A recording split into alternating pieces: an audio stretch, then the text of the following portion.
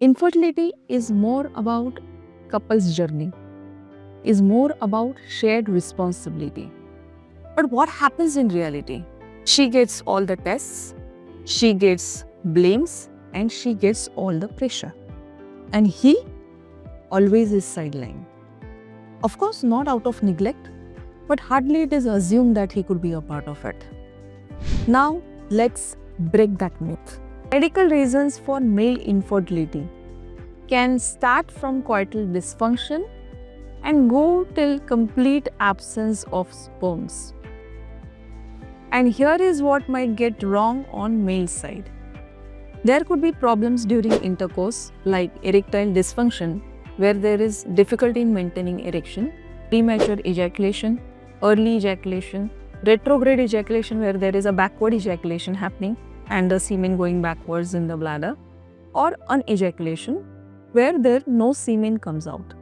So hormonal dysfunction could be another problem where there is reduced drive due to low testosterone, thyroid problems, prolactin hormone problems, or major gland which secretes all the hormones like pituitary gland problems. These days, most importantly, drug or steroid-induced hormonal suppression is very common. Varicocele is the commonest testicular problem in which veins around the testicles are enlarged, they become tortuous, because of which the temperature of the testicles goes up and it affects sperm health. Then there are other problems like undescended testicles or genetic conditions like Klinefelter syndrome, Y chromosome microdeletions, testicular inflammations because of infection, most common is mumps, and torsion, trauma or tumor of the testicles. All these things affect in some or the other way and contribute in infertility. There could be problems where the normal sperms are produced in the testicles, but they are not coming out because of some defects in the internal organs like absent vas deferens, like ejaculatory duct defects, which causes low volume of semen with no sperms.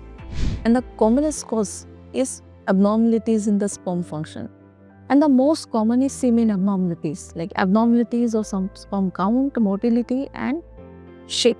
So oligozoospermia is low sperm count, asthenozoospermia is low motility, and teratozoospermia is abnormal shape. And sometimes all three can be together.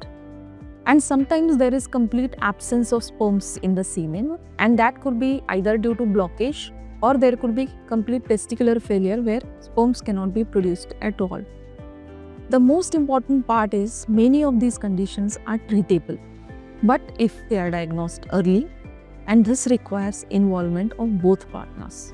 So to all males out there, get involved, be proactive, get tested, support each other and communicate openly. Because fertility is not just her burden, it's your shared story.